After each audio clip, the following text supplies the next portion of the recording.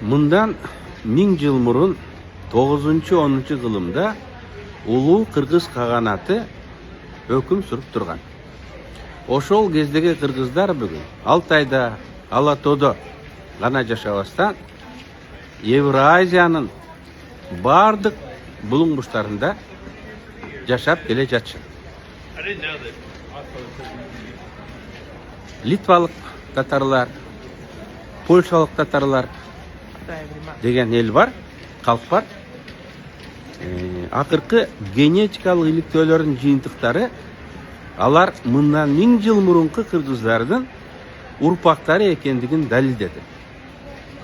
Алардын бүгүнкү Польша, Белоруссия, Литванын территориясына барып жашап калган тарыхы дагы өзүнчө кызыктуу. Токтомушту хан көтөргөнгө кыргыздар активдүү катышкан деген сөз бар. Аны кийинки окуялар толугу менен далилдеп турат. Токтомуш Мамайга каршы күрөшкөндө өзүнүн союздаштарына, кыргыздарга, кыпчактарга жана башка эл урууларга конфедераттык түзүлүштү сунуштаган.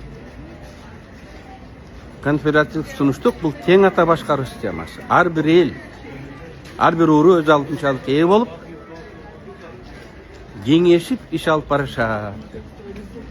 Ошентип кыргыздар Токтомушту бийлик үчүн эле эмес, өзүлөрүнүн эркиндигин, көз каранды эместигин сактап калуу үчүн колдошкон.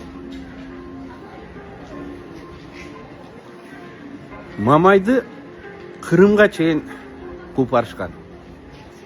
Ошон үчүн кыргыздарда кайда барсаң Мамайдын көрүү деген макал пайда болуп калып калган бүгүнкү күнгө чейин. Кийинчерээк Тимур Токтомушту колдоп жүргөн. Өзүнүн жеке бийлигин күчөтүп, абсолюттуу бийлик системасын түзөм деген. Ал кыргыздарга жаккан эмес. Ошон үчүн ал кыргыздар Токтомуш менен Тимурга да каршы күрөшкөн. Аягына чейин күрөшкөн. До конца күрөшкөн. Тимурдан утулуп калгандан кийин алар Литва королдугуна барышып, алардын жардамы менен кол курап, бийликти кайра алганга аракет кылышкан. Бирок тилекке каршы пландары ишке ашкан эмес.